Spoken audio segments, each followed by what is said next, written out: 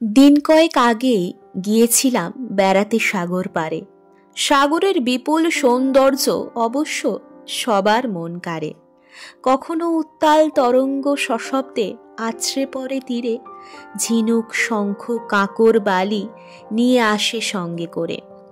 পরক্ষণেই চলছে বহে শান্তরূপে আপনারে লয়ে, দূরে বিচিত্র পাখিদের কোলাহল আত্মতৃপ্তিতে ডানা মেলে।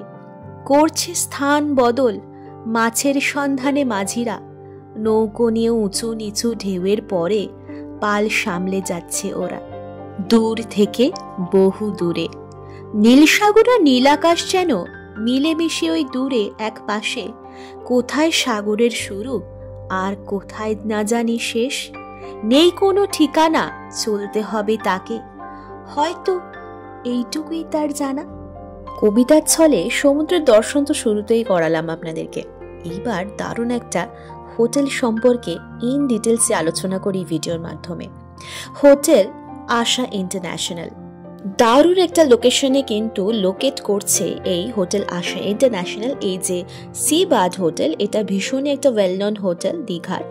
এই হোটেল সি বার্ডের ঠিক অপোজিটে রয়েছে কিন্তু এই আশা ইন্টারন্যাশনাল হোটেলটি।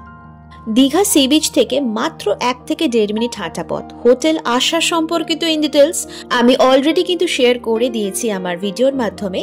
এই হোটেল আশার ঠিক পাশেই কিন্তু রয়েছে আশা ইন্টারন্যাশনাল, এবং এটা কিন্তু দীঘার একটা খুব ভালো এবং দারুণ লাক্সারি হোটেলের মধ্যে পড়ছে অবশ্যই।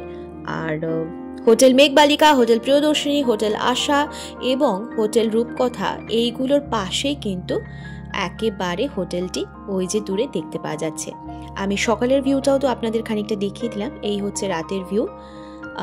আর এই হোটেলের প্রত্যেকটা রুমে কিন্তু অ্যাটাচড ব্যালকনি রয়েছে, আর এটা কিন্তু সাইড সি ফেসিং রুম।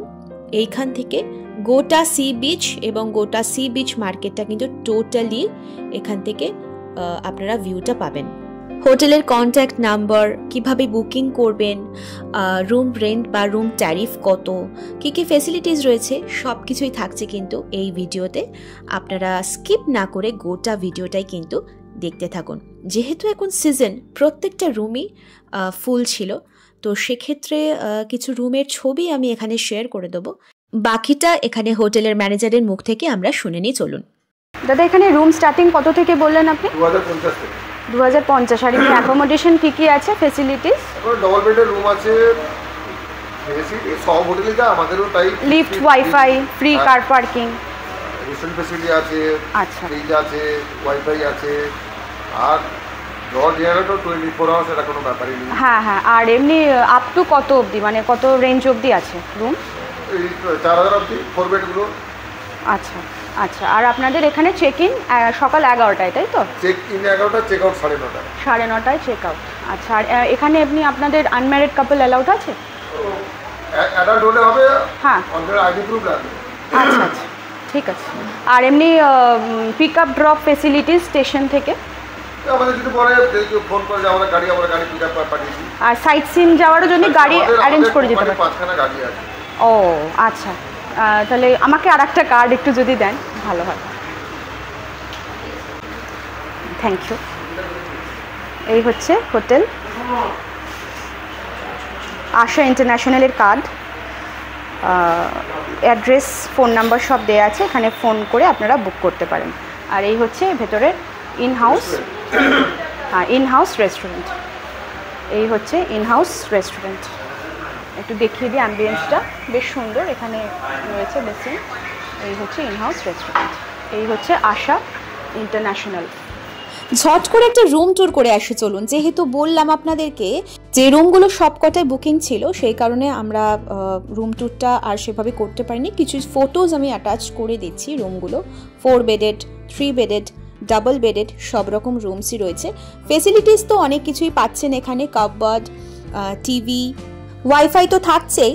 আর ফ্রেন্ডস আর ফ্যামিলি নিয়ে থাকার জন্য এই 4 বেডেড রুমটা কিন্তু একদম অ্যাপ্রোপ্রিয়েট। আর ডাবল বেডেড যে রুমগুলো রয়েছে সেগুলো একজন চাইল্ড এবং 2জন অ্যাডাল্টের জন্য কিন্তু বেশ ভালো।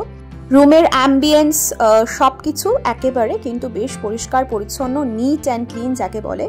আর ডেকোরেশনটা কিন্তু আমার দারুণ লেগেছে।